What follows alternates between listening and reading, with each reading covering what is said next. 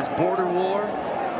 Fans called it Moonshine Throwdown. I think that's the best rivalry name, an unofficial name, but the best rivalry name I've come across. Yeah, unofficial that should become official soon enough. Embrace it. 5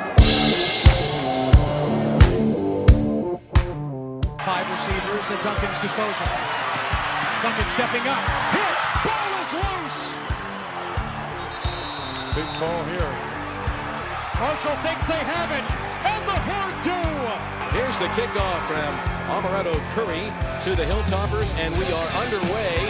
And a fake reverse on the kick return. And here comes Townsend down the left sideline. What a way to start it for Western Kentucky on the road. And it is an opening touchdown return. And just like that, the Hilltoppers strike first. Justin Rohrwasser to try to win it for Marshall from 53 yards out. It's got the leg. It is good! And the perfect season continues for Justin Rohrwasser. Goes for 2. Going for the win. Western Kentucky going for the victory. Rolling to his right. Quick strike. And they did it! Western Kentucky has ended the perfect season into the hands of Willie McNeil. A shocker here in West Virginia. And it is over for Marshall. They end the regular season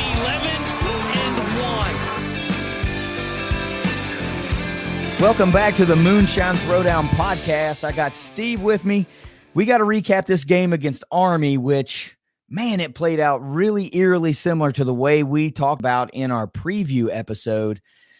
Tops unable to get the victory up in West Point, missing out by the narrow difference of 38-35, drops the Tops now to 1-1.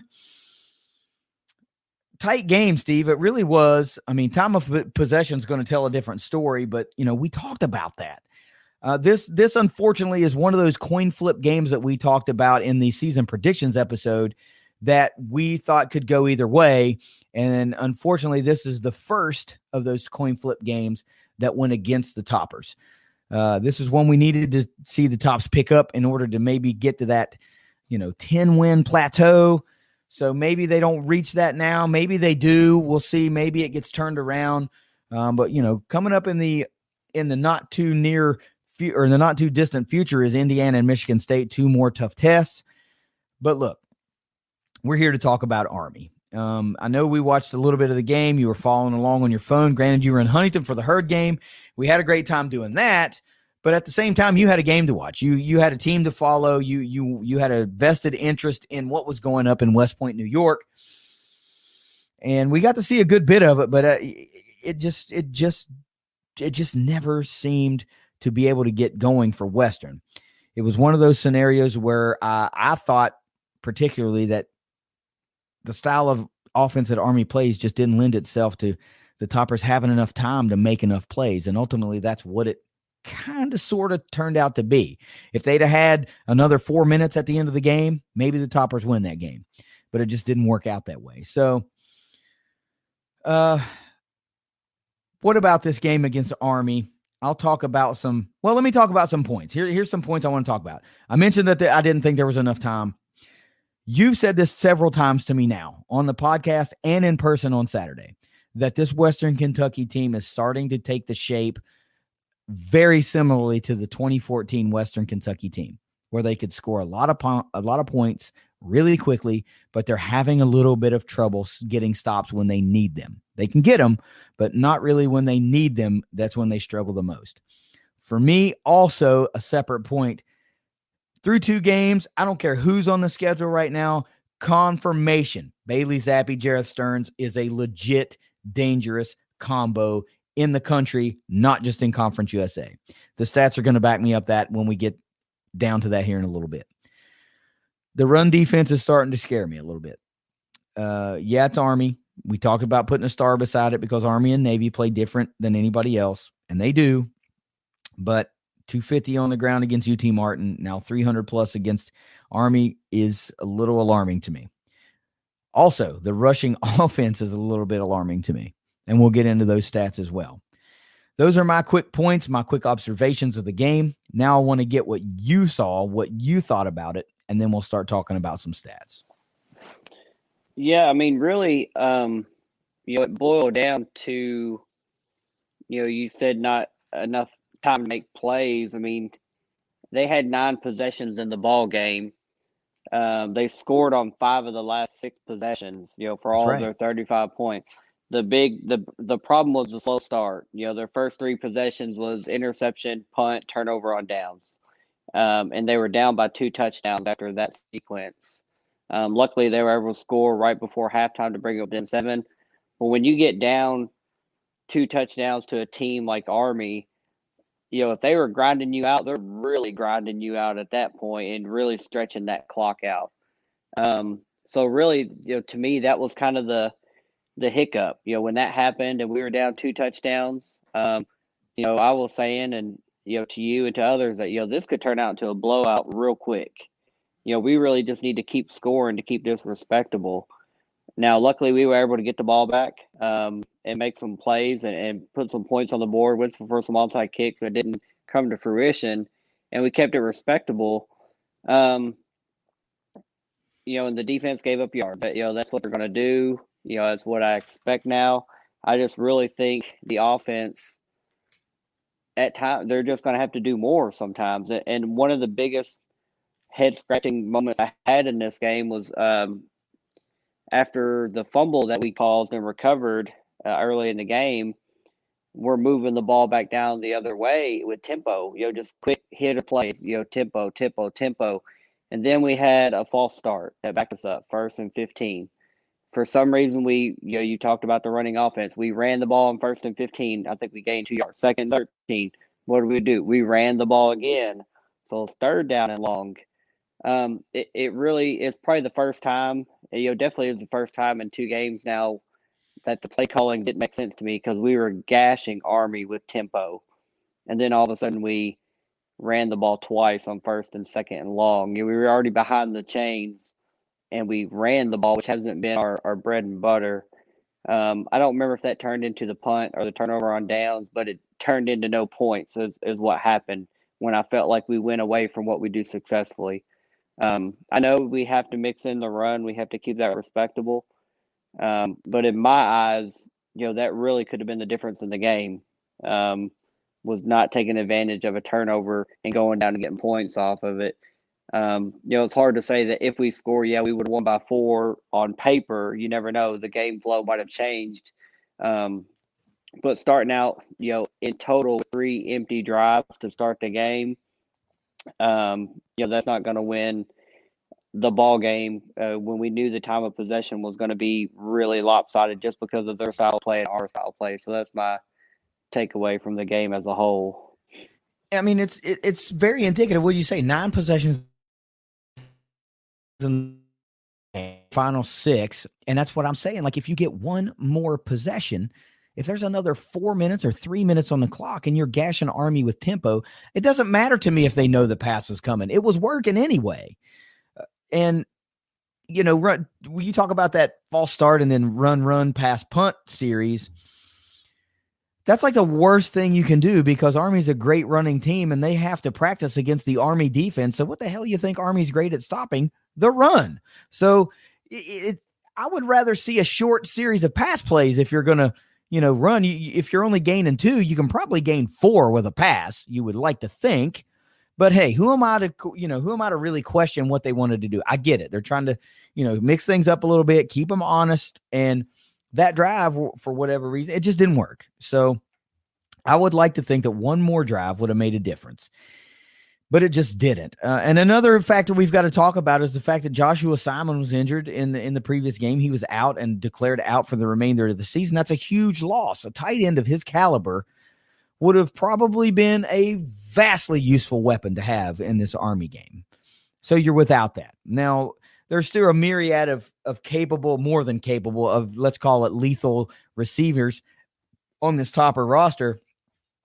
And they all made a lot of plays, and there were a lot of chunk plays to be made.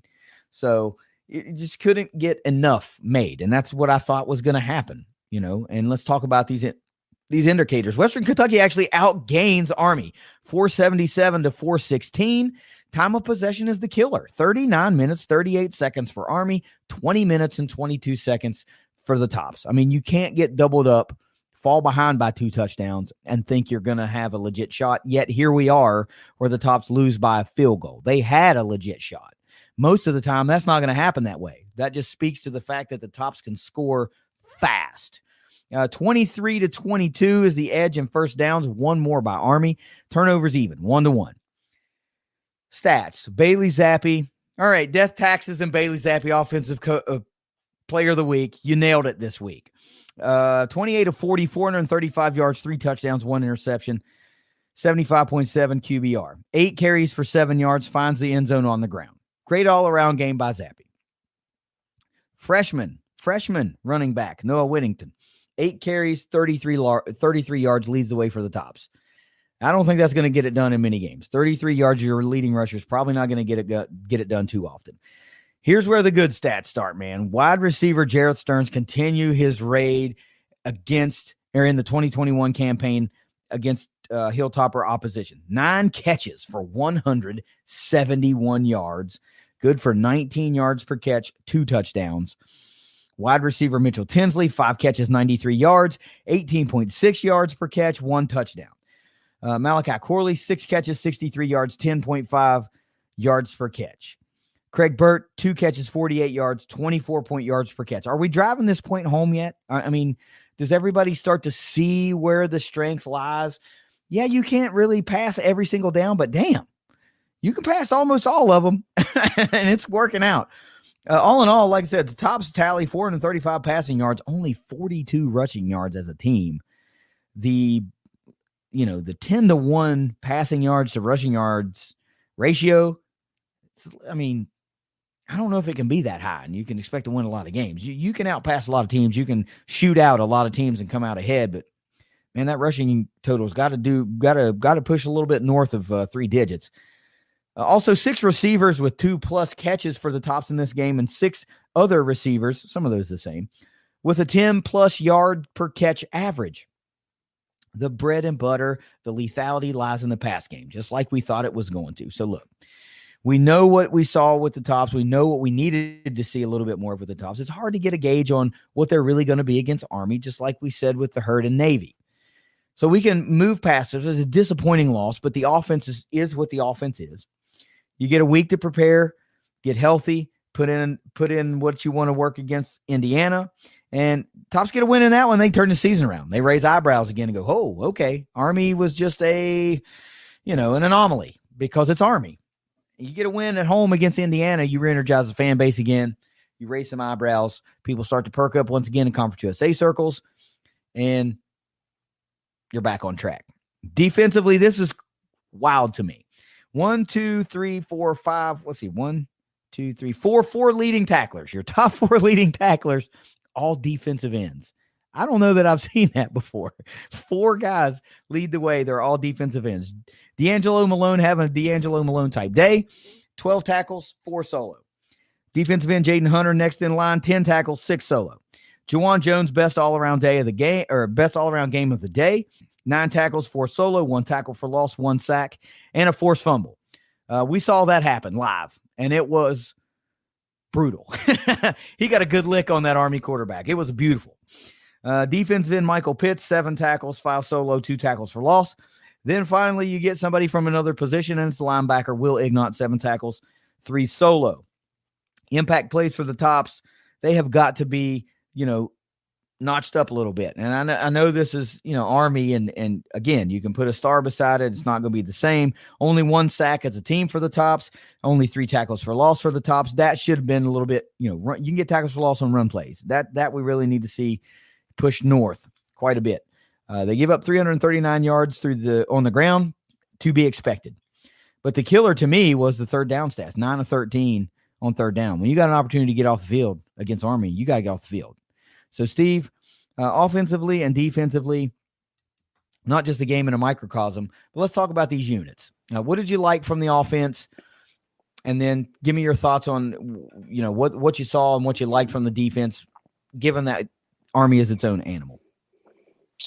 I mean, well, the offense just showed that they can score, and not. I mean, I guess we can go ahead and look forward to the Indiana game, even though it's off after the bye week.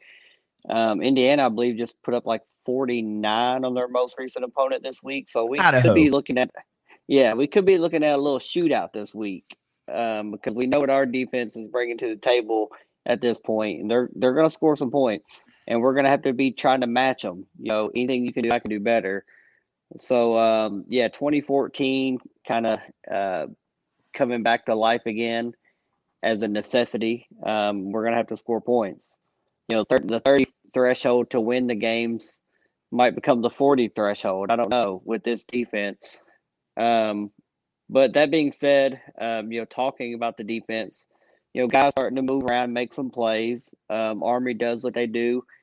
Not really surprising to me that the ends had a lot of tackles because they do run outside the tackle box a lot. They run that fullback dive on first down to get ahead of the chains. And then a lot of times they're coming off the edge, going towards the defensive end. So it not really hugely surprising. But you talked about one of the stats, 9 out of 13 on third down. I think they were 2 out of 3 on fourth down. I think it was cumulatively, it was 11 out of 16, which is, 75% almost, 70%. And one of my keys to victory was be below 50%.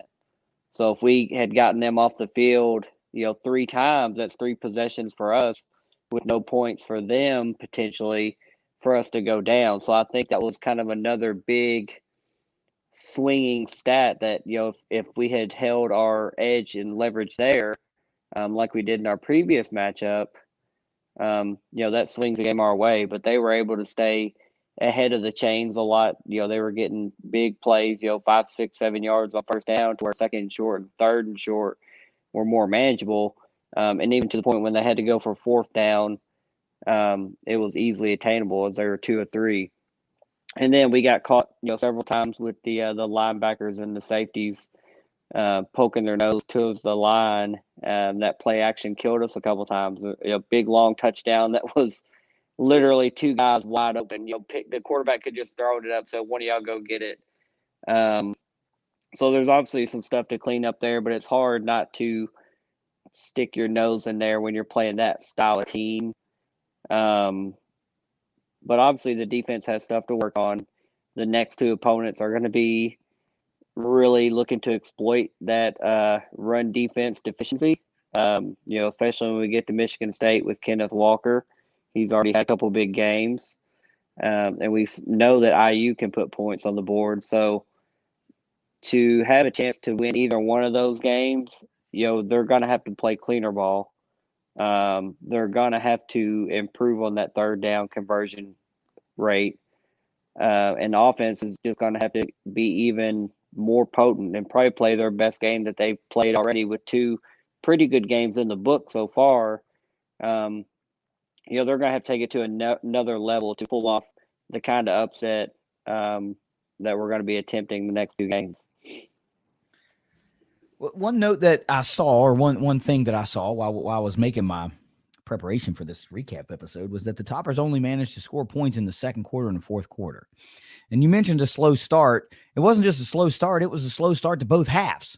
So it's not like it happened once and then, it was cool for the rest of the game. Like, they started slow, and then once they got it going, they scored a bunch of points. 21, I don't know what it was, 21 and 14 or something like that in the 2 quarters. So consistency has to come, and there's not a whole lot that I feel like we can truly derive defensively from a team like Army, because they're just the option team, and you're not going to face that again. But I'm not ready to sound the alarm yet on this rush defense. It's just a little concerning at this point. If the Tops come out of the OOC, 1-3 and they're averaging giving up, nearly 300 yards a game on the ground, then I'll sound the alarm. But right now, I'm not ready to sound the alarm. Army is just going to run all over everybody that they play all year long. They just are. So let's talk about grades. Quarterback play, Bailey Zappi, OPOW of the week. I mean, gee, many Christmas, another 3 touchdowns through the air. That's 10 on the year. I mean, the dude's, by the time the first half rolls around against Indiana, he might already be over 1,000 yards. I mean, it's getting he's stacking them up pretty quick. I mean, he's the real deal. What do you got for Zappe against Army? Yeah, I mean, I think he's number 2 in passing yards per game right now. Has the best completion percentage of balls that travel over 10 yards in the air. I mean, there's just a lot of stuff that he's doing really, really, really well. And I mentioned it at the tailgate. He's going to really start to see some struggles possibly when teams start to attack him and move him off his spot. And I think these next 2 games, that's what they're going to try to do. They're going to know what we're going to lean on, what we're going to do. And they're going to want to chase him, hit him, move him off his spot to try to disrupt our flow and tempo. But as far as what he did in this game, offensive player of the week, sharing it with someone else. And right now is among the nation leaders in passing offense and scoring offense as a team. So Zappe definitely gets an A. He did his part and pulled his weight, so he gets an A. Yeah, he definitely did his part. It's hard to nitpick it. I mean, what's he want? 1 throwback? I mean, geez, it's 1 interception. When your interception to touchdown ratio is 5-1, that's pretty solid. And we said it. There's not too many teams that are going to be like, nah, I don't want that type ratio. Well, everybody wants that type ratio. He did a phenomenal job. He's just, they just didn't possess the ball enough. Offensively, what do you got for the Tops? Like I said, they outgain Army by almost 60 yards. But they just couldn't stay on the field. They got a bunch of first downs as well. I mean, it seems like they kind of did their job outside of a slow start and a bad series of play calls. What do you got for the offense? Yeah, I mean, it was really just an unbalanced effort. We know we're going to be pass heavy, but eventually we're going to have to get more success from the run. Somehow, some way it's got to come. I don't know if it's mixing in different runners. Cofield and Whittington seem to be getting the bulk of the carries at the moment. Not seeing a lot of Moses, not seeing any of Carruthers that I can speak of. So I don't know if a change needs to be made there. I feel like the offensive line is doing a pretty decent job on pass protection, but the running lanes don't seem to be developing, or they're not getting hit quick enough. One of those 2 things is true. But I still think offensively, they did. I mean, they scored points. That's what they need to do. I'm not putting the loss on them by any means. So offensively, I'll still give an A. It was still a good, entertaining game.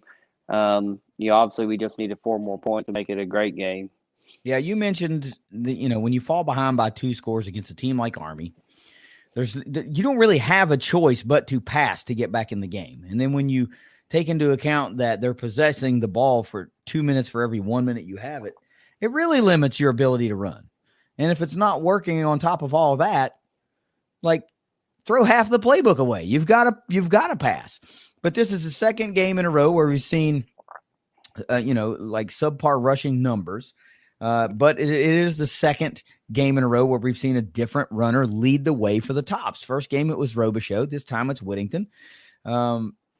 Cofield has been a part of both of those games, but I just don't know what the answer is right now. The first game, I think you talk about wanting to show off your toys and your weapons, and that's why you were pass heavy, and they probably could have had more rushing yards against UT Martin. They chose not to. In this game, I think it was pass out of necessity to remain competitive, and you just didn't lend yourself to the run game. I don't know. Yeah, I really still don't know what we have here in the running. I know we have talent here. I know we have the ability to run the ball, but these 2 games so far just haven't seemed like they've lended themselves to showcase that enough. When we get, it may even be into the UTSA game before we're in a position to where we can see what, they have the luxury of running the ball more. But as of right now, 33 yards by your leading rusher is probably not going to get it done, but still a good overall performance by the offense. Defensively, whatever. The only stat I need to really look at is the 9 of 13 on third down and the real lack of impact plays.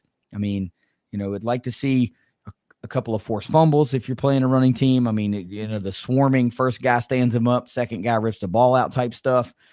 but it is what it is. You won't play another team like Army all year long. So what do you got for this Hilltopper defense? Yeah, I'm gonna give them a D, just because we didn't get off the field enough and we didn't contain the run well enough. And I've seen us do it in the past. Clayton White led defense did that. And then on the back end, there's discipline that has to be had to avoid those big strike, that play action. A couple of times we saw play action play. So that was just not good to see, not great to see, but just overall, they're giving up a lot of yards, they're giving up a lot of points, and the next two opponents are going to be just chewing up both of those things. They're frothing at the mouth when they're going to be seeing what we're doing on a week in and week out basis so far. So, the defense, obviously is still a lot to work on. Very reminiscent of 2014, and a below average game for me. An average game probably would have won that game. So close, not a terrible game, but I would have liked to see better and a win. I just, again, I still feel like the jury's out on exactly what this defense is. The lack of rush defense is starting to creep into me as a concern, much like the offensive woes. But I just don't know how much stock I can put into it, being that the opponent was Army, and they run on everybody. So I don't know. It was a subpar effort for sure, but defensively, it just wasn't there for me. Special teams grade, I mean, it's kind of non-existent, to be honest with you. No punts in the game for Haggerty. Narveson did not attempt a field goal. He was 5 of 5 on extra points. Kick returns were non-existent. It was like fair catch all day long. And they didn't have a punt return. So that's like the most non-existent special teams game ever. I don't know how you grade that, but how do you grade that? I mean, we were perfect on extra points, I guess. Yeah, I mean, we made our extra points, I guess. That's the only opportunities you had. That's it. I thought we did have a punt in the first half. I thought one of those first 3 possessions was a punt. I am looking at it right now, and it says Western Kentucky punting, no Western Kentucky punting. That's what it says. I don't remember it, to be honest. It was so early in the game, and I think I was watching on my phone driving over to the lot at that point, so I don't remember it. But yeah, I mean, we made the kicks. A point of the emphasis was keep John Haggerty off the field. I guess we kept him off the field. That's true. I know we talked about the 1-to-1 turnovers, but technically, I think we had 2 more on downs. Yeah. We just got to finish more drives. But special teams wise, you made 5 of 5 extra points, I guess. Munson gets an A there. That's your only opportunity. Literally no punts or punt returns, and all 5 or 6 kickoffs were fair catches. So, hey, nice job, Legatron or Munson, 5 of 5. Coaching effort for this game against Army, I'm going to leave it up to you. Yeah, I mean, my only nitpick was our possession immediately after the fumble. That was my only nitpick. I didn't understand why we didn't try to juice up our sideline a little bit more, why we all of a sudden just abandoned the tempo in the pass and went run on 1st and 15, 2nd and 13. It made zero sense to me. I was befuddled watching it. What are we doing? Why are we doing this? Do we want to just give it back to them? Because that's what it felt like. That's what happened. We ended up going down 2 touchdowns. I mean, overall coaching, though, I mean, offensively, as a whole, great. I think we scored a lot of points. We moved the ball around. But that drive knocked it down from an A to a B for me. And defensively, obviously, I know the effort's there. But I still would like to see us clean up and truly be bend, don't break. Don't bend and then break and allow 7. So I would just like to see a little bit cleaner, as far as getting off the field on 3rd down, get the ball back to the offense. The quicker you can do that, the quicker we're going to score. better our chances of winning. So I'm going to give them a B all around as a total grade. I know that it's a solid effort. It really is. So, there's no way you can grade a coaching staff an A in a loss. It's just impossible. I mean, a B is pretty fair considering there were no real special teams blunders to take anything down.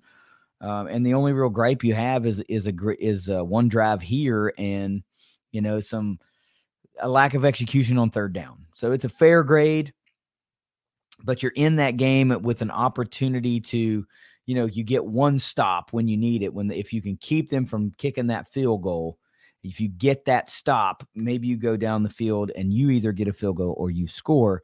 So you score a touchdown. So, it's those moments. It wasn't a whole game effort where they were, just kind of out of it and threw enough drives together to stay competitive. It was one or two things here or there at inopportune moments that kept them back. So B's a fair grade. I guess I can roll with that too. Overall, it wasn't a bad effort. 38-35 is just close enough to make you want to barf because you had it right there and you just couldn't finish it. And those are oftentimes worse than getting blown out. But to have the first coin flip game go against you is not something we need to have happen. But what do you got overall for the Tops against Army? Yeah, I'm going to go with the B minus. I mean, I think this is a better Army team than what we've seen in the past. I think they're really, really strong on defense. The guy that had the interception on us had another one dropped. Just a good overall player. They move around. They're swarming to the ball, similar to the Marshall defense. Then offensively, they're just efficient. So, I mean, I think a B minus. I think that Army team would beat a lot of teams, especially in Conference USA. Really, I just would like to see us be more efficient offensively and convert on more drives. If we score on 6 out of 9 drives, we potentially win that game. Yeah. Or defensively, we shore ourselves up and get off the field. Literally one more time, we're in a much better chance to win that game, whether it's stopping the field goal or 6 points. So it's hard to hang your head. This is still a really good football team, a very talented football team. And like you said, it's not a matchup that we're going to see again as far as that type of play. We're going into a couple Big Ten teams that, one likes to throw the ball a lot, one likes to run the ball a lot, and then we're going to get into pass-happy Conference USA. So I think we kind of know what we are and who we are and what we need to do to try to get a split in the out of conference. And if we do, one of those is going to be a big win, big upset either way. But I think a B minus for the overall grade is fair. And that's what I give them.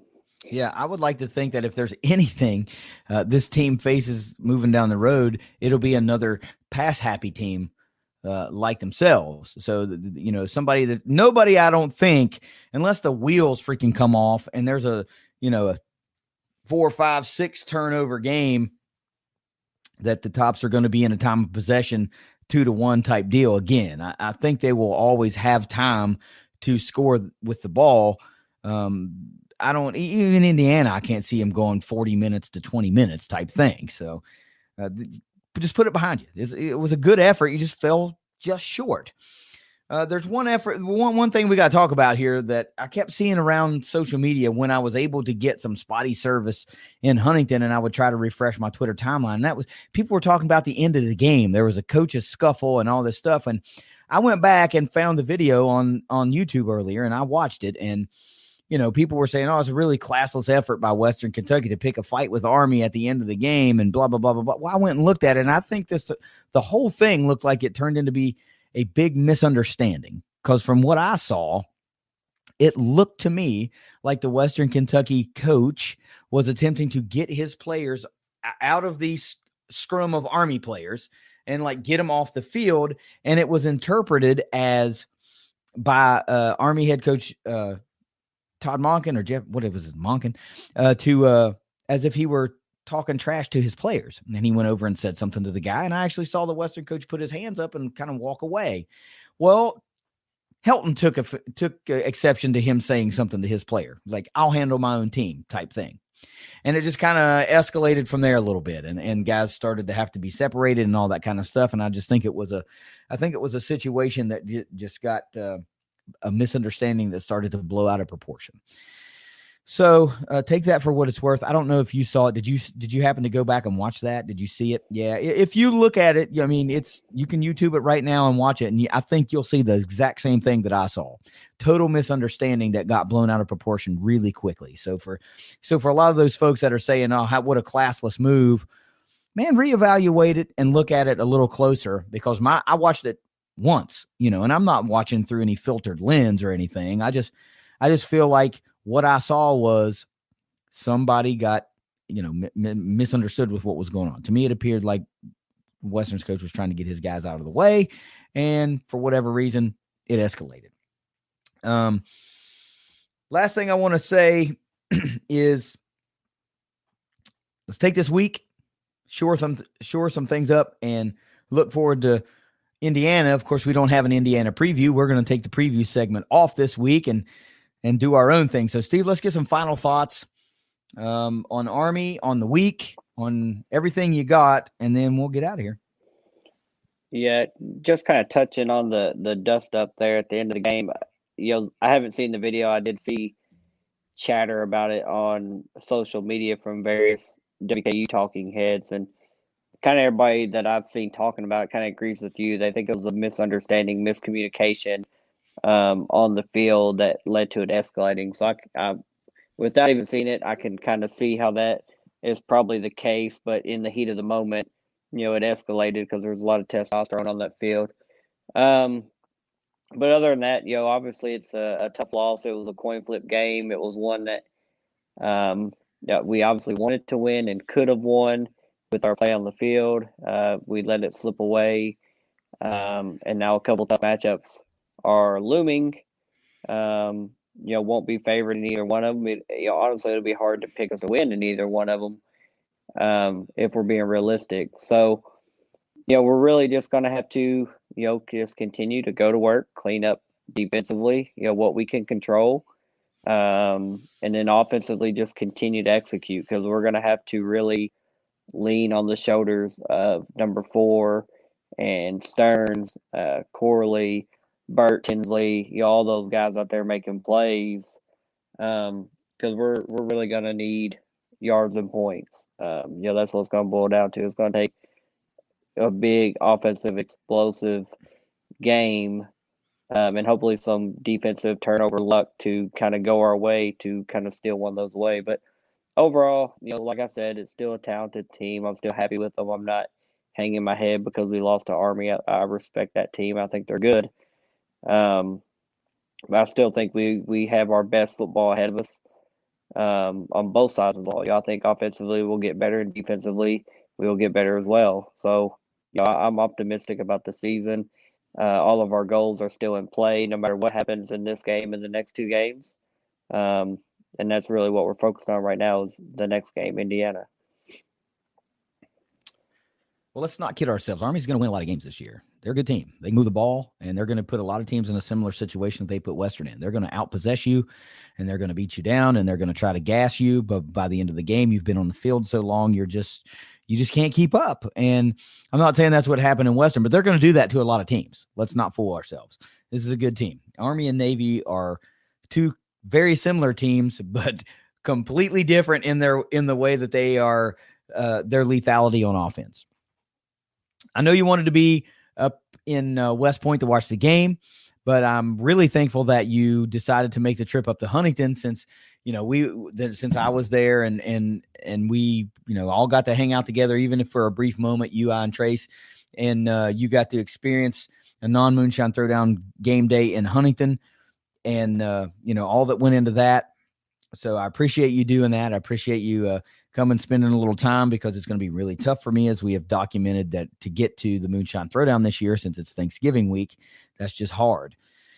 So it was really cool. It's always cool when I can get some time to hang with you. And, I look forward to the next time. It'd probably be when you guys make the next trip to Kissimmee. But who knows? We'll see what happens. I got to remind everybody, of course, that, we've been seeing a little bit of an uptick on the traffic on our YouTube channel, and that's great because that means you guys are paying attention when I say that the older episodes, something you missed, may be pushed off of our podcast host sites. But everything is over on the Moonshine Throwdown YouTube channel. So please go subscribe to that. And, I don't care if you turn on the bell notifications and all that kind of stuff, but you'll be able to find us easier on your subscriptions tab. And, you won't have to search for episodes or anything. Just hit the button and boom, right there they'll be. So, continue to do that because every episode we have is there. So if you feel the need to go back and find an old episode of a comment we had or a take that we had that was just completely wrong and then throw it in our faces later, hey, it's right there for you to do that. And the final thing I'm going to say is we made we're still trying to, crowdfund these scholarships to get these things endowed. It's slow going, and I get that. People are really they're protective of the money that they earn, and I get that. I am too, but this is still two really great causes. We're trying to legitimately endow an athletic scholarship at Marshall and one at Western Kentucky, and we can't do that without you. I'm just one guy. I am just a regular blue collar worker, just like most of these fan bases are. So we're trying to do this a few bucks at a time, and if everybody chips in a little bit, then we can get it done. As a matter of fact, I've done the math before, and it's something like $1. And if every person chipped in $1.12 for every seat in the house, it would be done. It's that simple. So if you've got an extra $5 laying around, $10 laying around, and you want to help us reach that goal, the links are pinned to the Moonshine Throwdown Twitter account. That's the pinned tweet. Go hit the link, make a donation.